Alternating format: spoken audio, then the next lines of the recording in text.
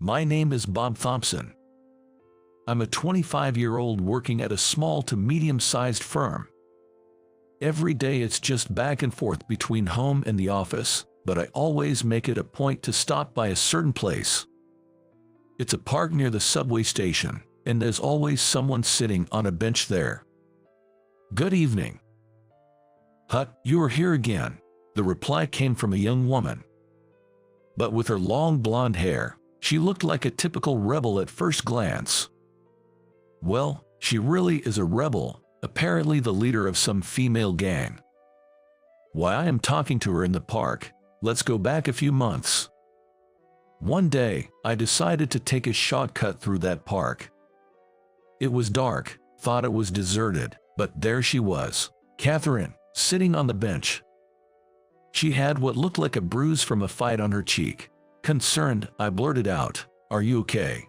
But she snapped, "Mind your own business," and ran off. That was our first encounter. To be honest, it was pretty awful, but for some reason, I couldn't get Catherine out of my mind. It struck me because she reminded me so much of my younger self. Not that I was a rebel, but I had my wild days too. When my parents divorced, I was placed in an orphanage and grew up there for the rest of my childhood. No one ever visited, and I didn't get along with the other kids. Maybe it was childish pride, but I believed asking for help was admitting defeat and showing tears was for the weak. That mindset didn't change even after I left the facility at 18 and got my current job. Entering the working world without a clue and too proud to ask for advice. Whenever I messed up, I just apologize and try to fix things on my own, usually making things worse. The president, seeing all this, became concerned. The company I work for isn't big, so everyone's pretty close, including the president. When he invited me out for a drink, I thought for sure I was in for a lecture. But the president praised me, saying I was working really hard. "If you don't know something, just ask those around you. If you need help, just ask for it. Relying on someone doesn't mean you're weak," he told me. He really understood how I felt. Relying on someone isn't a sign of weakness. I totally agreed with him, but at that time, it hit me like a bolt out of the blue. His words truly saved me. From then on, I stopped bottling up everything, and my mistakes significantly decreased. Catherine, she really reminded me of myself back then. So, I began visiting the park often, looking for her. I just wanted to talk with her for my own satisfaction. She frequented the park, and nearly 10 times, I'd approach her and she'd run away. Every time I saw her, she had some kind of injury, so I started carrying band-aids, hoping to give her one someday. On our 11th encounter, maybe she gave up or something, but she finally said, "You're so persistent," and we started talking. At this point, I was pretty stubborn myself, and my initial goal had shifted. I just wanted a proper introduction. So, when I got the chance to talk to her, I started with my story. I told her I was worried about her injuries and that it was unsafe for her to be alone. She responded with a scowl, "You're not my dad, are you?" But she gratefully accepted the band-aid I offered. I could tell that despite her tough exterior, deep down, she was a sincere person. Maybe it was because I gave her a band-aid, or she just wanted more, but she began coming to the park daily. We chatted for about 10 minutes, and I learned that her name was Catherine. She was 20, the leader of a girls' gang, and she'd get into fights with her crew daily. One of the crew members, she's got quite the fiery temper, and she's like, "The card boss is too soft, so I'm gonna set things straight." And she started a fight with me. When I fought back hard, next thing I know, none of my crew was on my side anymore. She said, looking down sadly. I took over as the leader of the group, trying to work for everyone's good, but seems like folks aren't too happy with the way I do things. I might get kicked out soon. At that moment, her face looked so young and full of worry. I've never been involved with gang stuff, but I do know the loneliness of being isolated in a group. but I also knew that giving advice might just earn me a "who do you think you're, my parent?" All I can say is, being in charge is tough, was all I could muster in her support. So, one day, after this routine of meeting up at the park and talking for about 10 minutes had been going on for a while, a significant incident that would change our relationship occurred. As always, I went to the park, carrying some band-aids. But when I got there, Catherine was curled up, sitting on the bench with her legs pulled up, face buried in her arms. I rushed to her side. "Catherine, what happened?" I exclaimed. When she looked up, tears were streaming down her face. Oh, Bob." The moment she saw my face, she hugged me tightly. I was taken aback, but tried to comfort her by patting her back. After a while, her crying slowed down, punctuated by occasional hiccups. On closer look, her cheek was swollen, and her injuries seemed worse than usual. Seeing my concern, she started to cry again. I lost a fight. They kicked me out. Turns out, she finally lost to that fiery member and was dethroned as the gang's boss. Over time, it seems the majority had sided with this new leader, and no one was there to support Catherine. "I don't want to be alone. I'm scared." She looked genuinely terrified. Seeing her like this, I couldn't help but blurt out, "I'm here for you. It'll be all right." It might have been a reckless thing to say, but I couldn't think of anything else to calm her down. After that, I just listened to her quietly. She talked about how she tried her best but still faced backlash from her crew, and wondered what she could have done differently. I didn't have the answers, but I guess just talking helped her calm down. Eventually, she stopped crying altogether. "Sorry, Bob. I showed you a pathetic side of me." Just because you cried or rallied on someone doesn't mean you're weak, Catherine. So, don't make that face. When I said that, Catherine's eyes widened in surprise. I realized it was the same reaction I had once. Probably, the president must have felt this way when he comforted me back then. Given that we spoke longer than usual, it was already late. She seemed calm, but it was getting late, so I thought I should probably drive her home. Checking the time, I realized, oh no, I missed the last train. Apparently, we get so engrossed in our conversation that the last train had left. Tomorrow's an off day from work, so after dropping her off, I thought of staying over somewhere, but then Catherine dropped a bombshell. "Why don't you come over to my place?" Even if she's 20, I thought it was a bit much to go inside her house. However, Catherine said, "If you're dropping me off, it's fine, right? You won't do anything weird, will you?" I assured her I had no intentions. The more I would have denied it, the guiltier I might have seemed, so I gratefully accepted her offer. She lived in a small apartment. Apparently, she used to live with her dad, but they don't get along anymore, so she lives alone now. "Thanks for having me." "Sure, come on in." And like that, I ended up in her room, which was quite unexpected in many ways. There were frilly cushions, pink curtains, and loads of cute stuffed animals. The whole room had a very lovely feel to it. "You have a cute room." Isn't everyone's room like this?" Seeing my surprised expression, Catherine too seemed taken aback. It seemed she thought her room was pretty standard. "I guess most are, but yours is on the cuter side." It wasn't meant in a bad way, but she seemed to have a reaction to the word cute and said, "Cute? I thought this was normal. Give me a break. This is my first time having someone over." Her face turned beet red with embarrassment. Seeing her like that made me wonder if maybe her regular clothes and underwear were on the cute side too, and my suspicions were confirmed. A quick glance revealed laundry with cute frilly underwear hanging out to dry. She noticed too and hastily shut the curtains. "You weren't supposed to see that." "Hey, that wasn't on purpose." With her face turning bright red, Catherine began playfully smacking me, and I had no defense. The next day, turns out, we ended up sleeping until noon. That's because, after our previous chat, Catherine suddenly wanted to watch a horse show she had come across. She was screaming out of fear, and we both were laughing and joking around.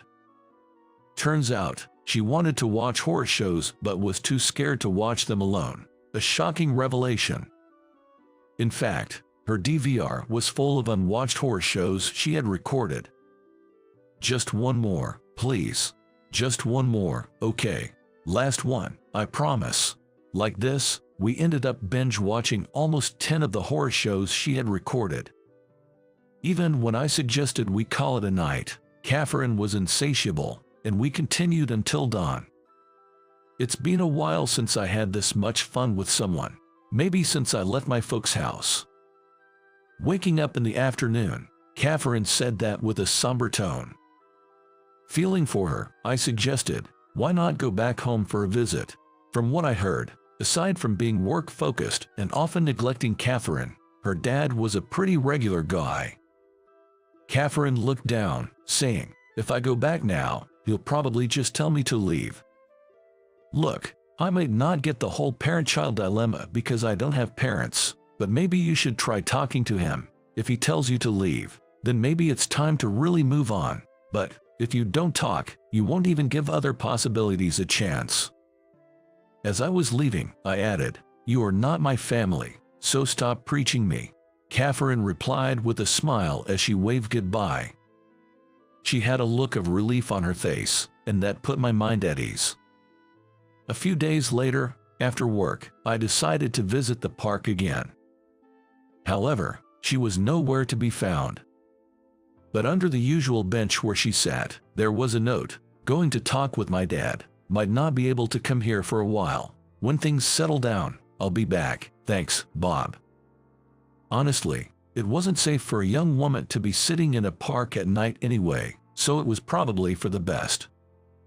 If she can reconcile with her family, then that's great. I thought that, but I still felt a bit lonely. A month later. That day was hectic at work. Someone made an entry error, and we received a massive amount of supplies. I was being blamed for the mistake by my boss. Yes, I placed an order a set of supplies that arrived at the same time, but the bulk shipment was not my order. Yet my boss insisted, it must have been you. You're the one who always messes up and troubles everyone around here. It's true that I caused some trouble when I first joined the company, so I couldn't blame him for suspecting me. But he was clearly jumping to conclusions. No matter how much I defended myself, no one believed me. I even started thinking, maybe I should just admit to it. The issue with the order was already confirmed to be a clerical error, right? Suddenly, I heard someone's voice. I looked up to see a beautiful woman I didn't recognize. But the voice, I knew that voice. Are you, Catherine? Hey there, Bob. Long time no see. She had dyed her hair black, but it was definitely Catherine. Why was Catherine at my office? Then it clicked. A week ago, the president had mentioned his daughter would be joining as a secretary. She was still in training and was to be introduced formally later, but I never imagined that secretary was Catherine. I think it's not right to jump to conclusions just because you're suspicious. Besides, even if Bob, he maybe made a typo, you're the one who does the final check, right? I think it's unfair to only blame Bob. Sorry about that, Bob. I jumped the gun there. When confronted by Catherine, the boss broke into a cold sweat and said, right, I had a business call to make, and hurriedly left. Thanks, Catherine. You really saved me there.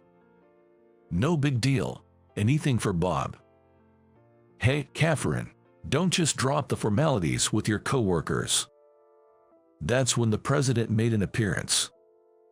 He explained the situation again, and it turned out Catherine was his daughter. My advice had apparently been the catalyst for them starting to mend their father-daughter relationship. Catherine's sudden departure had shocked him, but after she opened up about her feelings, it seems he was able to genuinely engage with her. Thank you, Bob. Thanks to you, I can spend time with my daughter again. I'm embarrassed to admit, but I haven't been much of a father to her. That's why I saw her in you." I realized what he meant. The words the president told me were meant for his daughter as well. Those words, in a roundabout way, reached Catherine through me. "Thanks, Bob. Because of you, I'm not alone anymore. How many times have I told you not to drop the formalities at work? He is also your mentor here." Chiding Catherine, the president turned to me. "Being a mentor is quite a responsibility. I'd like Catherine to take over the company someday. After she finishes her training as my assistant, I want her to work on the floor for 6 months. I'd like you to be her mentor, Bob. Can I count on you?" Me. I wondered if I was up to the task, but the president believes that teaching others is a form of learning. And since Catherine was saying things like, "I'm counting on you, Bob," I couldn't refuse. "All right then. Looking forward to working with you, Catherine." I started hanging out with Catherine like this, but since we personally got along so well, we began going out for drinks together too. Before we knew it, we were dating and eventually got married amidst the blessings of everyone. Having become her husband, I genuinely thought I should support Catherine, who was set to become the CEO. But then, Catherine dropped a bombshell saying, "Bob should become the CEO.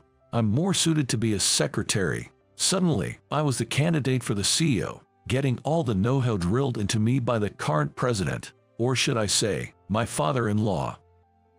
Honestly, it's exhausting every day, but if I can repay the man who changed my life, it's a small price to pay. The president, or rather my father-in-law, always tells me with a big smile, "I'm so glad you became my son-in-law," and he guides me rigorously. Time flies, and before I realized, 5 years had passed. Even looking back, these 5 years flew by incredibly fast. I fully embraced the role of CEO, and while I've gotten used to the work now, things are still hectic. And here's why.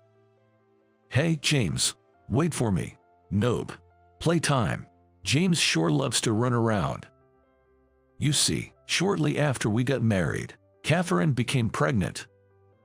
Now we're chasing after our lively 4-year-old son. Raising a kid sure is tough. I always admired those teachers and childcare centers who could handle several kids at once. I'm struggling with just my own son. Next time, I'm racing against Daddy. Hold on, just a moment. Come on, Daddy, you can do it. Catherine cheers me on as I'm panting hard. Over the past 5 years, Catherine has truly become a stunning woman. Her makeup has matured, and she's known as the beautiful mom at the daycare. Now, Catherine is expecting our second child. So, in her stead, I'm going all out entertaining our son. All right, break's over. Let's race, kiddo. Yay, all right. I'm so happy right now. My adorable son and my beloved Catherine. And our unborn child, whom I've yet to meet. For these three, I'd do anything. Once feeling so alone in the world, my family now is everything to me. I'm determined to make them the happiest they can be. That's the goal I've set for myself in life. But first, I've got to be a playmate for the little guy right in front of me. Waving to my son, I run around the park's grassy field with him,